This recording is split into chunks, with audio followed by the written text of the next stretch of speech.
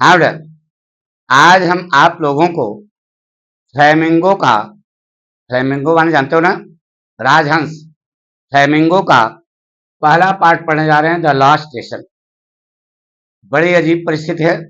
The first lesson is the last lesson. इस पाठ को लिखा है बेटा अल्फांस डाउट। हम ये चाहेंगे, आज क्या बताने जा रहे हैं बेटा, आपको हिंदी में पूरा पाठ आपके दिमाग में घर कर जाए, क्योंकि हम लोग हिंदुस्तानी हैं, तो सारी बात हम बड़े आराम से कह लेंगे। इंग्लिश इसका हम बाद में बताएंगे, लेकिन आज आपको आपके दिमाग में हम ये फिट करना चाहते हैं कि आपको पढ़ना क्या है इस पाठ। ठीक है, तो ध्यान सुनो बेटा।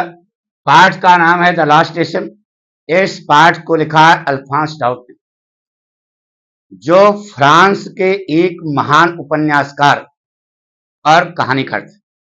बहुत सारी कहानियां और बहुत सारे उपन्यास लिखकर इन्होंने अंग्रेजी साहित्य को धनवान किया। उन कहानियों में से यह एक कहानी है जिसका नाम है द लास्ट लेसन। तो ध्यान सुनना बेटा। यह पाठ 1870 और 1871 ईस्वी में जर्मनी और फ्रांस के बीच जो युद्ध लड़ा गया था उस पर आधारित है।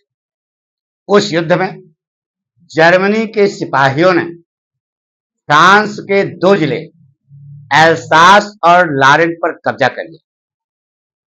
तो उस युद्ध का वहां की जनता पर, वहां के बच्चों पर, वहां की शिक्षा पर क्या प्रभाव पड़ा, इसको आधार बना करके यह पाठ लिखा गया। ठीक है, इस पाठ की विषय वस्तु है, ध्यान सुना बेटा, कि अपनी भाषा समस्त उन्नत विकास और समृद्धि का स्रोत होती है। अपनी भाषा, निज भाषा उन्नति है, सब उन्नति को मूल। ठीक है, इस पाठ में एक पात्र है जिसका नाम है फ्रेंच। छोटा सा बच्चा है, अभी प्राइमरी में पढ़ता है, उसी के बारे में लिखा गया। शुरू करें कहानी। एक दिन कहानी शुरू होती है। एक दिन सुबह के समय फ्रेंच अपने स्कूल जा रहा था। उसे जो है उस दिन देर हो गई थी, स्कूल को देर हो गई थी, इसलिए वह बहुत घबराया हुआ था और वह बहुत डरा हुआ था अपने गुरुजी से, जिसका नाम यम हेमेल था। यम हेमेल से बहुत ज्यादा डरा हुआ था, क्योंकि यम हेमेल ने कह रखा था कि कल मैं तुम लोगों से पार्टिसिपल, क्योंकि यम हेमेल ने कक्षा में कह रखा था कि कल मैं तुम लोगों से पार्टिसिपल पर प्रश्न पूछूंगा। दुख इस बात का था कि पार्टिसिपल के बारे में फ्रेंच को क ख ग घ भी नहीं आता। इसलिए जब वह स्कूल जा रहा था तो उसने रास्ते में एक योजना बनाई। तुम लोग भी बनाते होंगे। योजना के तहत उसने उस दिन स्कूल में गोला मारने का निर्णय लिया, यानी कक्षा को मिस करने का निर्णय लिया, ताकि वह गुरुजी की फटकार से क्या हो सके, बच सके और प्राकृतिक सौंदर्य का चौकस आनंद ले सके। क्यों? क्योंकि उस दिन आकाश साफ था, बादल रहित था, आकाश में सूर्य तेजी से चमक रहा था, वातावरण गर्म था, पेड़ की चोटियों पर बैठे हुए पक्षी जंगल के किनारे चौकस चहचहा रहे थे और रास्ते में एक आरा मिल मशीन पड़ती थी। उस आरा मिल मशीन के पीछे एक खुला हुआ मैदान था। उस खुले हुए मैदान में प्रूसियन सोल्जर्स परेड कर रहे थे।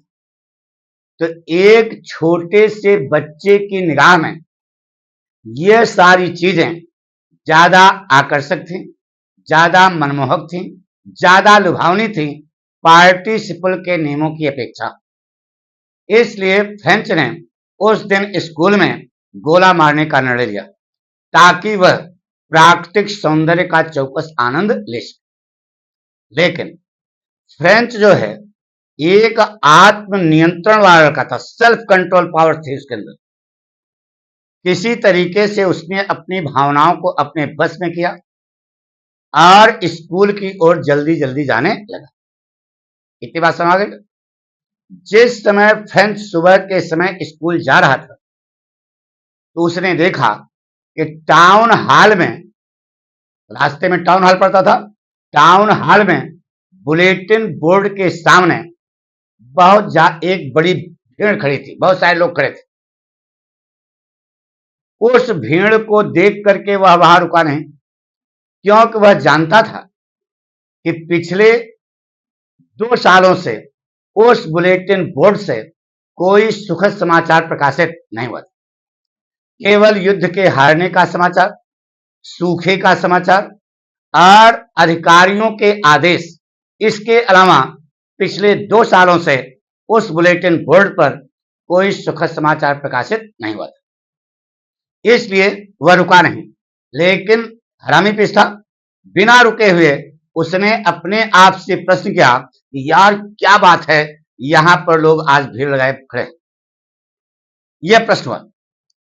तो जिस समय फ्रेंच बुलेटिन बोर्ड के पास से होकर के गुजर रहा था, उसने देखा कि उस भीड़ में एक वाचर नाम का आदमी था, जो लुहार था, अपने शिष्य के साथ समाचार पढ़ रहा था। जब वाचर ने लेखक को तेज गति से स्कूल जाते हुए देखा तो उसने पीछे से बुलाया कि बेटा रुको, और वाचर ने फ्रेंच को सलाह दिया कि बेटा तुम्हें इतनी जल्दी जल्दी स्कूल जाने की आवश्यकता नहीं है, क्योंकि तुम्हारे पास स्कूल पहुंचने के लिए पर्याप्त समय है। क्योंकि उसने समाचार पढ़ लिया था, पर्याप्त समय, आराम से हो। किसने कहा? वाचर। तो फ्रेंच ने सोचा कि यह जो आदमी है वाचर, यह उसका मजाक उड़ा रहा है, इसलिए वह रुका नहीं, तेज गति से चलना जारी रखा और तेज सांस लेते हुए वह स्कूल के बगल में स्थित यम हेमेल जो अध्यापक पहुंचते थे उनके छोटे से बगीचे के पास पहुंच गया। तेज चल रहा था, सांस तेज आ रही थी। जब इसके पहले वह वहां पहुंचता था तो उसे पता लग जाता था कि स्कूल खुला हुआ है। आज के पहले जब वह वहां पहुंचता था तो उसे पता लग जाता था कि स्कूल क्या है, खुला हुआ है। क्यों? क्योंकि सुबह के समय स्कूल का वातावरण शोरगुल से भरा पड़ा रहता था और वह शोर गली में भी सुनाई देता था, तो उसे पता लग जाता था कि आज स्कूल क्या है, खुला हुआ है। क्योंकि सुबह के समय डेस्क के खुलने और बंद होने की आवाज, छोटे छोटे बच्चे अपने कान के ऊपर अपने हाथों को रखकर जोर जोर से अपने पाठों का उच्चारण करते थे ताकि वह अपने पाठ को अच्छे ढंग से समझ सकें। और यम हेमेल जो गुरुजी थे वह टेबल पर अपनी छड़ी को जोर जोर से पटका करते थे। इस प्रकार से सुबह के समय स्कूल का वातावरण शोरगुल से भरा पड़ा रहता था। इसी शोरगुल का सहारा लेकर बिना दिखे हुए लेखक अपनी कक्षा में घुस जाया करता था और अपनी सीट पर बैठ जाया करता था। लेकिन आज सिचुएशन बिल्कुल अलग थी। जब वहां पहुंचा कक्षा के पास तो उसने देखा पूरे स्कूल का वातावरण बिल्कुल शांत था, बहुत साइलेंस था, कोई आवाज नहीं आ रही थी, बिल्कुल शांत। जब ऐसा प्रतीत होता था मानो कि यह संडे की आज क्या हो सुबह। जब फ्रेंच ने खिड़की के माध्यम से अपनी निगाहों को कक्षा के अंदर फेंका तो उसे पता लगा कि उसके साथीगण पहले से अपनी सीट पर बैठे हुए थे और यम हेमेल महोदय, अध्यापक महोदय, अपने लोहे की छड़ी को अपने बाह के नीचे रखकर कक्षा में ऊपर नीचे यानी कि कक्षा में चहलकदमी कर रहे थे। अब फ्रेंच के सामने कोई रास्ता नहीं था, इसलिए उसने कक्षा के दरवाजे को खोला और सभी के सामने कक्षा में अपने आप को प्रस्तुत कर दिया। जिस समय वह कक्षा में प्रवेश किया उस समय वह बहुत ज्यादा शर्मिंदा था, उसका चेहरा लाल सुर्ख हो गया था। क्योंकि उसे उस दिन देर हो गई थी और वह बहुत ज्यादा डरा हुआ था अपने गुरुजी यम हेमल से। क्यों? क्योंकि उसे पार्टिसिपल का अल्फाबेट भी नहीं मालूम था। सोचा कि पूछा जाएगा भूखे जाएंगे, लेकिन ऐसा कक्षा में कुछ भी नहीं हुआ। जैसे ही यम हेमल ने फ्रेंच को कक्षा के अंदर देखा, विनम्र शब्दों में उससे कहा, बेटा आ गए, ऐसा करो कि जाओ जल्दी से अपनी सीट पर बैठ जाओ, यार तुम्हारे बिना ही हम लोग कक्षा शुरू करने जा रहे थे। किसने कहा? यम हेमल ने। पूरी बात समझ? अपने गुरुजी की इन विनम्र शब्दों को सुन करके, अपने गुरुजी यम हेमल के इन विनम्र शब्दों को सुन करके फ्रेंच थोड़ा सा प्रोत्साहित हो गया। इसलिए वह अपनी बेंच को लांघ कर अपनी सीट पर क्या हो गया? बैठ गया। इसके पहले कि फ्रेंच अपने भय को अपने काबू में कर पाता, उसने देखा कि उसके गुरुजी उस दिन कुछ विशेष प्रकार का ड्रेस पहन के आए हुए थे।